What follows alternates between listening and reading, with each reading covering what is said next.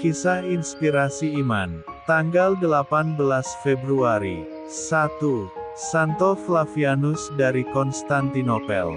Pada tanggal 18 Februari Gereja Katolik Roma memperingati Patriark Santo Flavianus dari Konstantinopel, yang dihormati pada tanggal yang sama oleh umat Katolik Timur dari tradisi Bizantium dan oleh umat Kristen Ortodoks Timur.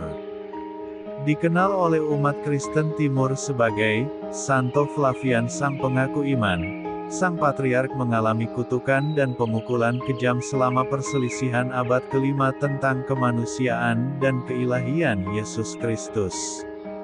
Meskipun ia meninggal karena luka-lukanya, pendiriannya melawan ajaran sesat kemudian dibenarkan pada Konsili Ekumenis keempat Gereja pada tahun 451. Santo Flavianus berhubungan erat dengan Paus Santo Leo Agung, yang juga menjunjung tinggi kebenaran tentang sifat ilahi dan kemanusiaan Kristus selama kontroversi tersebut. Kontribusi Paus yang paling terkenal pada Konsili keempat, sebuah surat yang dikenal sebagai Tome of Leo, awalnya ditujukan kepada Santo Flavianus, meskipun surat tersebut tidak sampai kepada Sang Patriark semasa hidupnya. Tanggal lahir Flavianus tidak diketahui, begitu pula sebagian besar rincian biografinya.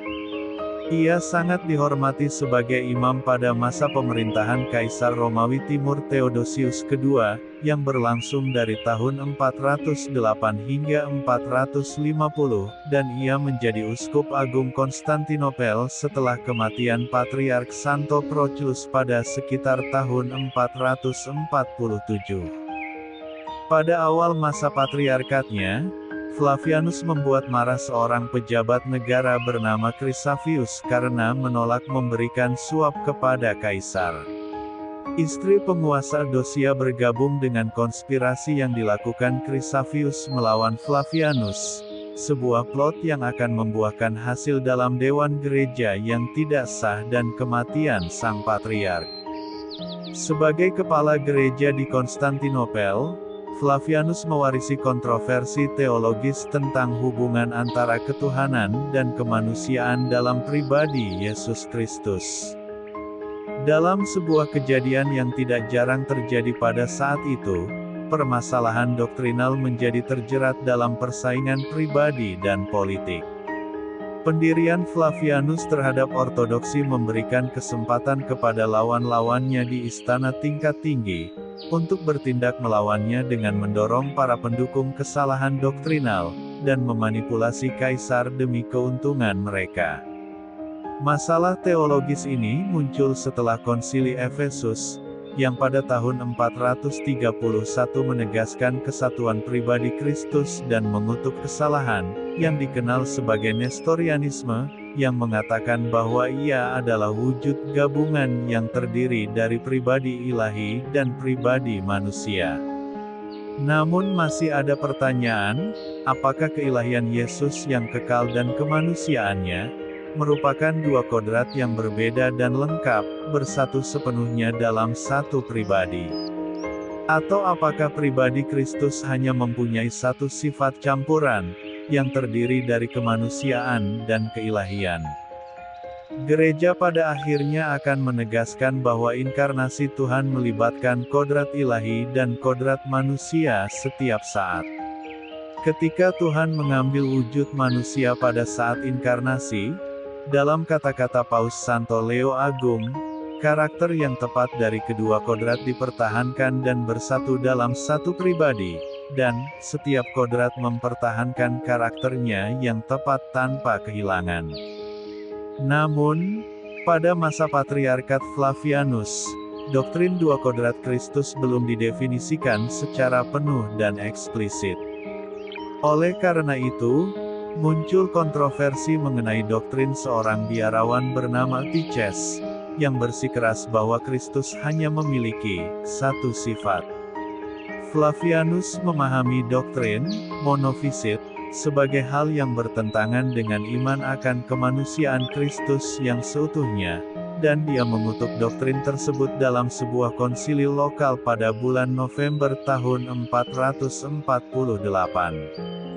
Dia mengucilkan Eutyches, dan mengirimkan keputusannya kepada Paus Leo, yang memberikan persetujuannya pada bulan Mei tahun 449.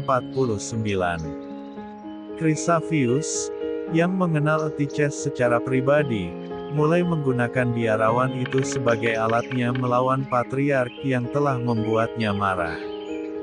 Dia meyakinkan kaisar bahwa Dewan Gereja harus diadakan untuk mempertimbangkan kembali doktrin Eutyches. Konsili yang dihasilkan, yang diadakan pada bulan Agustus tahun 449 dan dipimpin oleh Dioscorus dari Alexandria, sepenuhnya tidak sah, dan kemudian secara resmi dikutuk. Namun hal ini diucapkan melawan Flavianus dan menyatakan dia digulingkan dari patriarkat.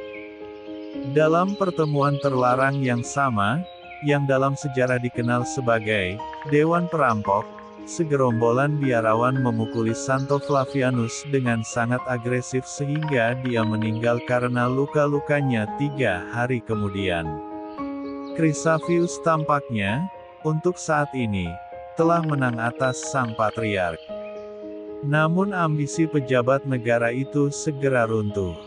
Chrysavius tidak disukai oleh Theodosius II sesaat sebelum kematian kaisar pada bulan Juli tahun 450, dan dia dieksekusi pada awal masa pemerintahan penggantinya Marcianus. Flavianus, sementara itu, dikanonisasi oleh Konsili Ekumenis keempat pada tahun 451. Para pesertanya memberikan pujian yang kuat terhadap Tome of Leo, yang mana Paus menegaskan kecaman Santo Flavianus terhadap Eutyches dan menegaskan kebenaran tentang dua kodrat Kristus, keduanya ilahi dan manusiawi. 2. Santo Simon, seorang kerabat Yesus, mungkin sepupu pertama. Dia ada dalam Injil Matius, dan merupakan salah satu saudara Kristus yang disebutkan dalam Kisah Para Rasul yang hadir pada saat kelahiran gereja pada hari Pentakosta pertama. Dilaporkan menjadi martir Santo Yakobus Kecil, ia dipilih untuk menggantikan Yakobus sebagai uskup Yerusalem. Pada tahun 66, sebelum kota itu jatuh ke tangan Romawi, umat Kristen menerima peringatan ilahi, dan mengungsi ke Pella yang berdekatan, dengan Simon sebagai pemimpin mereka. Setelah kehancuran Yerusalem, Simon memimpin orang-orang Kristen kembali ke kota tempat mereka berkembang, melakukan mukjizat, dan mempertobatkan banyak orang. Simon akhirnya ditangkap, disiksa dan menjadi martir karena dua kejahatan, yaitu menjadi Yahudi dan Kristen. Kematiannya adalah penyaliban. Santo Flavianus dan Santo Simon, doakanlah kami. MAP TV Channel.